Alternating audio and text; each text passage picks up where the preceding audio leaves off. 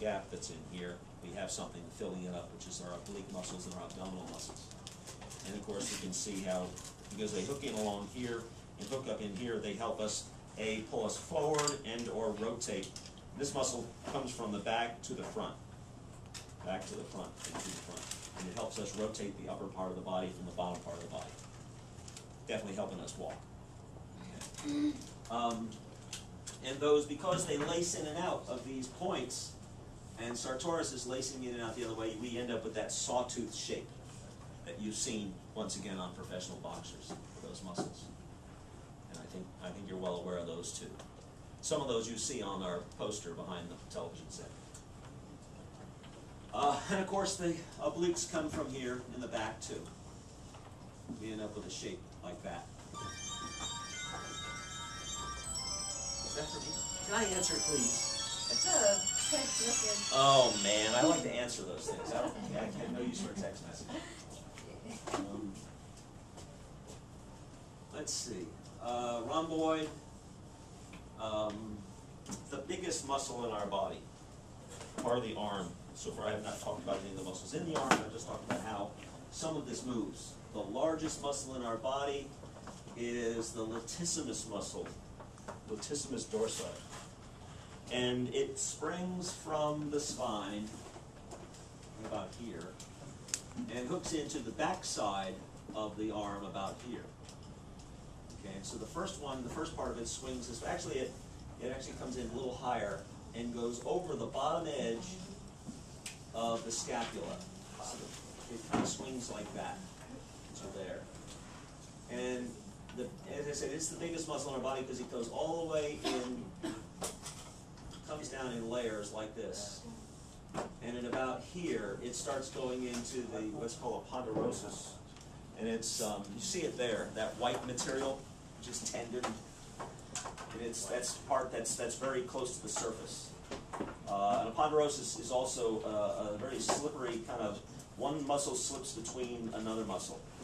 And it's kind of like a sword and a scabbard. Okay. Thin muscle actually, but then one slides one way and the other slides the other way, allowing movement. Okay. There's a lot of little slippery stuff in our bodies, by the way.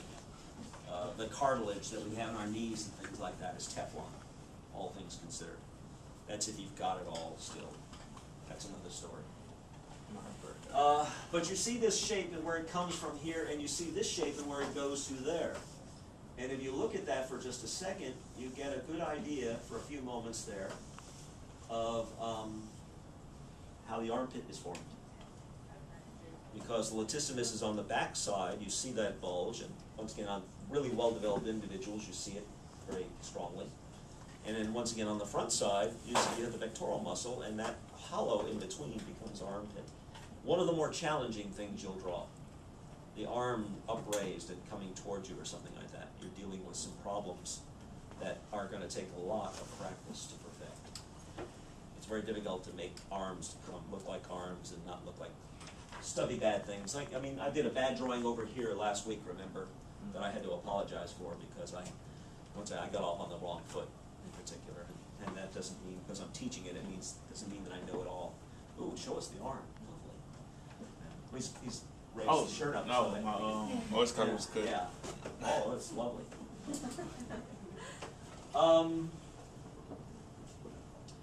Over the top of this area, we have the back of the skull.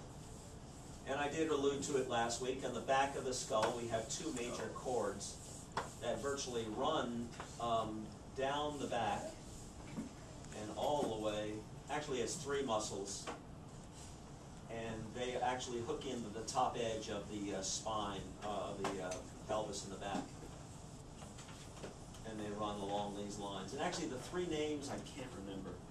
I haven't picked up my book and gone over those and put it into my RAM memory and held it in place. But there are three major muscles that run the distance from the back of the neck all the way down to our pelvis.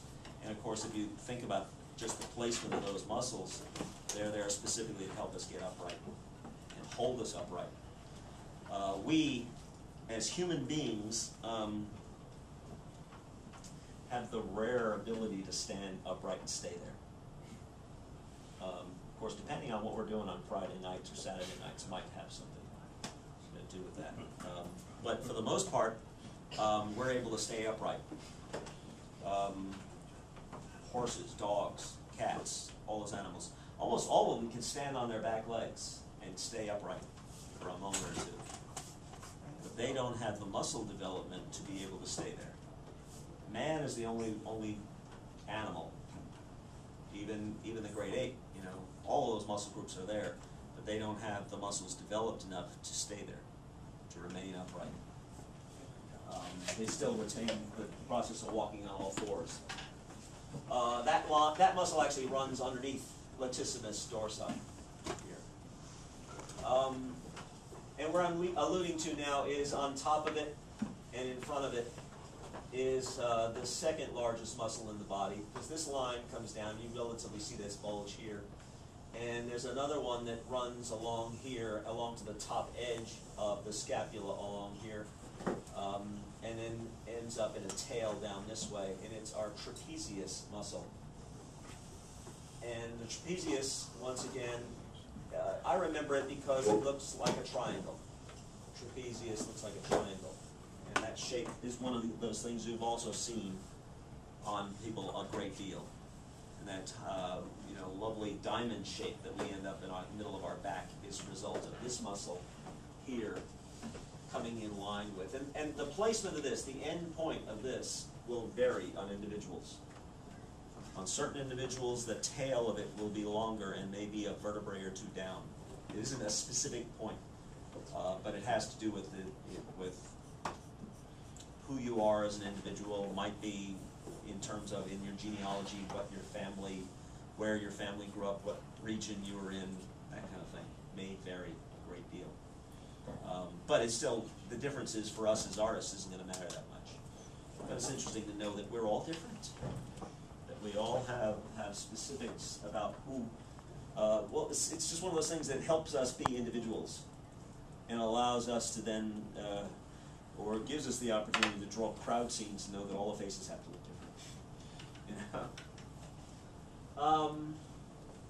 The obliques are the same on both sides. The oblique muscles. Trapezius is going to end here. Latissimus is going to come down. Back here, we have a muscle that's going to come in right here. And it's going to hook into the top edge, the upper edge at the back of our, let's see, the anterior iliac spine, front, anterior, posterior, back, iliac spine, this upper edge. And along the back edge and along this top edge here, we have another part of a group of muscles. Gluteus minor. And it only runs from about here to here. Okay, from here to here. And in the front, you'll actually see it too. See what it looks like I'm drawing as a female because of the placement of this. I'm going a little bit larger. But it helps you to see it. Gluteus minor. Would another word for minor be medius? Say that again? Would another word for minor be medius? Yeah. No, it's in the book. Oh, okay. That's probably the real words. I just know what I know. And you can look at that muscle for a second, and can anyone guess what it does?